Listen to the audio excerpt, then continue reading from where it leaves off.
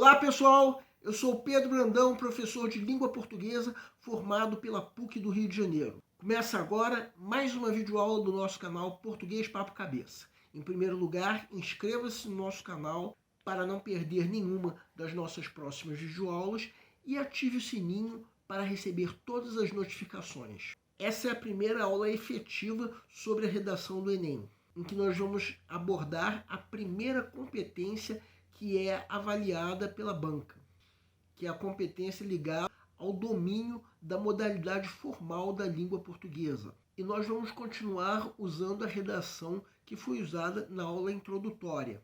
Essa redação pode ser acessada clicando-se no link que se encontra na descrição da videoaula. Lembrando que o texto 1 é a redação da vestibulanda Luísa de Souza Mamed de Goiânia, para a prova mais recente do Enem, enquanto que o texto 2 é uma cópia da página onde veio a proposta de redação junto com os textos motivadores. Bem, quero começar lembrando uma coisa que quem ainda não sabe vai acabar percebendo ao longo dessas videoaulas dedicadas à redação do Enem. A redação do Enem é uma tarefa difícil. Essa redação que nós estamos analisando tirou a nota máxima, mas é fácil pressupor que ela chegou ao dia da prova com um repertório bem intenso de práticas, de exercícios, tentou fazer várias redações, foi assessorado por professores e por aí vai. Então vamos lembrar que assistir a essas videoaulas é um bom complemento para essa prática. Mas é importante que vocês também pratiquem, no sentido de exercitarem escrever redações ao estilo do Enem, ou de qualquer outro concurso que vocês desejem disputar. Agora vamos supor que você já leu o material didático, que de qualquer maneira já era o material didático da aula introdutória. Vocês conseguem encontrar algum motivo para que essa redação não receba a nota máxima nessa competência 1? Não há motivos para tanto, mas nós vamos explicar com calma. A proposta de redação pede, entre outras coisas, que a redação seja escrita na modalidade formal da língua portuguesa. É exatamente isso que é avaliado na competência 1, que é o assunto dessa videoaula. A redação que nós estamos analisando recebeu a nota máxima em todas as competências, inclusive essa. No caso dessa, isso significa que a redação demonstrou excelente domínio da modalidade formal da língua portuguesa, bem como de escolha de registro. No caso dessa competência, desvios gramaticais ou de convenções da escrita são aceitos apenas como excepcionalidade e quando não caracterizarem uma reincidência. E nessa redação ocorreu um único desvio, uma excepcionalidade, não houve reincidência. O Enem avalia as redações seguindo dois aspectos: a estrutura sintática e a presença de desvios. Vamos entender cada um desses aspectos. Primeiramente, a estrutura sintática, que pressupõe a existência de determinados elementos oracionais que se organizam na frase e garantem a fluidez da leitura e a apresentação clara das ideias do participante, que são organizadas em períodos bem estruturados e completos. Sobre a estrutura sintática, vamos entender no quadro que se segue. Vejam, uma falha comum que uma estrutura sintática pode ter é o truncamento de períodos, que ocorre quando uma oração principal fica separada da subordinada ou quando duas orações coordenadas ficam separadas, no caso de isso comprometer a estrutura sintática. Em outras palavras, nos casos em que o correto seria um conjunto de frases constituir um único período, mas isso não acontece devido a uma pontuação inadequada. Para entendermos melhor, vejam esse primeiro período da oração que nós estamos analisando. Não ocorre truncamento de períodos, como também não ocorre isso em ponto nenhum da redação. Mas vejam o que seria um truncamento de períodos. Para entender melhor, vamos destacar em vermelho onde acontece esse truncamento. Afinal de contas, o período que nós vamos destacar agora da forma correta em vermelho é uma oração subordinada adjetiva explicativa enquanto que o que vem antes é a oração principal. Então, nesse caso, o ponto seria uma pausa incorreta, porque não se pode separar uma oração principal da subordinada. Outra falha da estrutura sintática seria a justaposição de orações e ou períodos, que ocorre quando se juntam orações e ou períodos que devem ser escritos como períodos independentes. E aí, no caso, o erro é escrevê-los como se fosse um único período. Vejam o começo do segundo parágrafo da oração que nós estamos analisando. Está corretíssimo se escrever assim, mas uma justaposição seria, por exemplo, a ausência do ponto. Vejam a parte destacada em vermelho da forma incorreta. Um ponto seria necessário, já que o período que começa com a palavra acerca é distinto do período anterior. A forma correta não comete tal falha. Outra falha da estrutura sintática seria excesso, duplicação ou mesmo ausência de palavras. Para tanto, vamos explicar como isso aconteceria na redação que nós estamos analisando. Vejam o final do primeiro parágrafo. Vejam agora, então, o que seria o erro do excesso de palavras, que estamos destacando em vermelho na forma incorreta. Quem quiser pode dar uma pausa para perceber que nós acrescentamos o artigo definido a, o que constitui um excesso de palavras, já que a palavra da é a fusão da preposição de com o artigo definido a. Então, escrever esse artigo definido depois de da constitui um excesso de palavras. Agora vejam nesse mesmo período o que seria o erro de duplicação de palavras. Vejam que duplicamos a palavra direitos. Parece óbvio? Ok, mas o manual de redação considerou isso um erro possível, o que nos faz imaginar que já houve redações que perderam ponto por causa disso. Vejam nesse mesmo período o que seria a ausência de uma palavra necessária. Na forma incorreta foi excluída a locução por conta, exclusão essa que está em vermelho. Entendam o seguinte, o que a redação diz é que a morosidade do Estado é a causa da perpetuação da referida situação. Então a locução por conta se faz necessária. Bem, agora quem quiser pode dar uma pausa para ver o quadro geral dos problemas das estruturas sintáticas. Agora que nós já entendemos os problemas das estruturas sintáticas, vamos abordar uma outra categoria de erro que pode levar o candidato a perder ponto na competência 1. Os desvios, que são erros que ocorrem por discordância da gramática normativa. Vamos entender. Segue um quadro. Vamos dividir os desvios em 4 categorias. Os desvios de convenção de escrita, os desvios gramaticais, os desvios de escolha de registro e os desvios de escolha vocabular. Agora vamos dar alguns exemplos de desvios de convenção de escrita. O primeiro desses desvios é a acentuação incorreta. E vamos mais uma vez usar a redação que nós estamos analisando como um exemplo já na primeira frase. Vejam um exemplo de acentuação incorreta destacado em vermelho. Quem quiser pode dar uma pausa. A palavra referência leva acento circunflexo. Então, se acontecer na redação de essa palavra não vir acentuada, a redação pode ser penalizada. Outro desvio de convenção de escrita é o erro de ortografia, que é a grafia incorreta de uma palavra. Quem quiser pode dar uma pausa. Um exemplo de um erro de ortografia seria escrever democracia com 2 S's.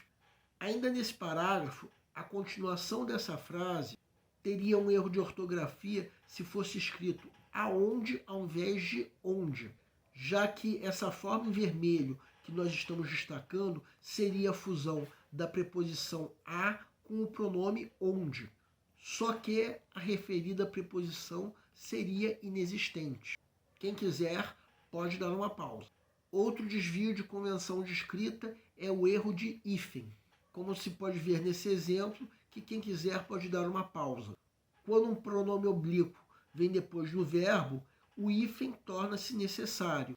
Então a forma incorreta que nós estamos mostrando comete um erro de hífen. O mesmo aconteceria se fosse usado hífen numa palavra que na verdade não tem hífen, pelo menos de acordo com a nossa gramática. Outro exemplo de desvio de convenção da escrita é o erro de maiúscula ou minúscula. Quem quiser pode dar uma pausa para ver esse exemplo. Jamais se começa um período com letra minúscula, assim como deve sempre começar com maiúsculas. Nomes próprios, nomes de acontecimentos históricos. E ainda, outro exemplo na redação que nós estamos analisando seria se Estado ou Constituição Federal viesse começando por letra minúscula. Estado deve ser escrito com letra maiúscula por se tratar de um sinônimo de um conjunto de instituições que controlam a nação, enquanto que Constituição Federal é quase que um nome próprio. Outro exemplo de desvio de convenção de escrita é a separação incorreta de sílabas. Trata-se de um cuidado que o candidato deve ter quando uma palavra não couber numa linha. Agora vamos abordar os desvios gramaticais, começando pelos erros de regência, que são os momentos em que as regras de regência verbal ou nominal são desrespeitadas. Ou seja, quando um verbo ou nome não vem acompanhado da preposição que pede, ou quando uma preposição é usada incorretamente. Quem quiser pode dar uma pausa para perceber que na forma correta a preposição de aparece justamente por ser necessária. Outro desvio gramatical é o erro de concordância nominal ou verbal, que é um erro da forma como um verbo ou nome se flexiona para se adequar a outros termos. Quem quiser pode dar uma pausa para conferir. O verbo deve concordar em número e pessoa com seu sujeito, mas isso não acontece na forma correta que nós estamos mostrando, já que o verbo destacado em vermelho deveria estar na terceira pessoa do singular e não na terceira pessoa do plural. Outro desvio gramatical é o erro de pontuação, que é a ausência de um sinal de pontuação necessário ou a presença de um sinal de pontuação inconveniente. Quem quiser pode dar uma pausa para prestar atenção nesse exemplo, em que se usou uma vírgula entre o sujeito e o verbo, ou seja, um uso indevido da vírgula. Outro desvio gramatical é o desvio de paralelismo sintático. Paralelismo sintático, como nós aprendemos na nossa aula anterior, é o uso de mesmas estruturas sintáticas preenchidas com itens lexicais diferentes. O desvio de paralelismo sintático ocorre quando esse recurso é usado, mas deixando-se de empregar um elemento gramatical da estrutura original, ou mesmo usando-se um determinado elemento gramatical que não seja adequado. Pela primeira vez nessa aula, a estrutura incorreta que nós vamos apresentar vai ser um erro que ocorreu na própria redação que nós estamos analisando. Vejam o erro que a redação cometeu. O correto seria se acrescentar a preposição com, já que pelo sentido da frase, a valorização da cidadania é uma característica da forma de governo democrática, tal como também é característica a participação popular. Aí a gente se pergunta, então a redação não deveria perder pontos? Resposta, não, não deveria. A banca só considera quando ocorre reincidência, mas não houve reincidência. Outro desvio gramatical é o uso incorreto de pronomes. A primeira atenção que o candidato deve ter é que os pronomes pessoais do caso reto têm função sintática de sujeito, enquanto que os pronomes pessoais oblíquos têm função sintática de objeto direto ou indireto. Quem quiser pode dar uma pausa para ver que a redação usou corretamente o pronome oblíquo como objeto direto, mas se fosse usado um pronome pessoal reto nesse caso, seria incorreto.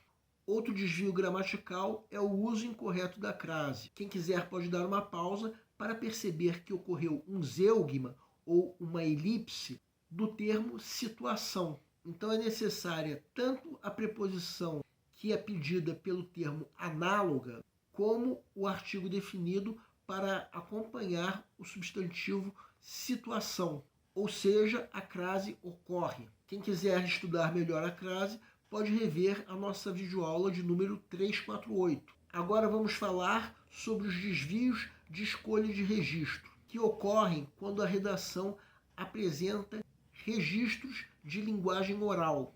A redação, como a proposta diz, deve vir na modalidade escrita formal. Quem quiser pode dar uma pausa para perceber que a forma incorreta usa uma expressão coloquial, um bocado, o que se caracteriza como uma marca de oralidade. Agora vamos falar sobre os desvios de escolha vocabular, que ocorre quando se faz uso de um vocabulário inadequado para o contexto em que se encontra. Quem quiser pode dar uma pausa para ver o que seria um desvio desse tipo na redação que nós estamos analisando. O avaliador iria perceber que o candidato escreveu ética quando quis dizer ótica, mas consideraria isso um desvio de escolha vocabular. A redação ficaria, assim, sujeita a perder ponto. Bem, a nota da redação do Enem é um total de 1.000 pontos, 200 pontos para cada uma das competências. No caso da competência 1, leva 200 pontos a redação que apresentar uma estrutura sintática excelente, com no máximo uma falha e no máximo 2 desvios, como foi o caso dessa redação, que teve apenas um desvio no caso de paralelismo sintático.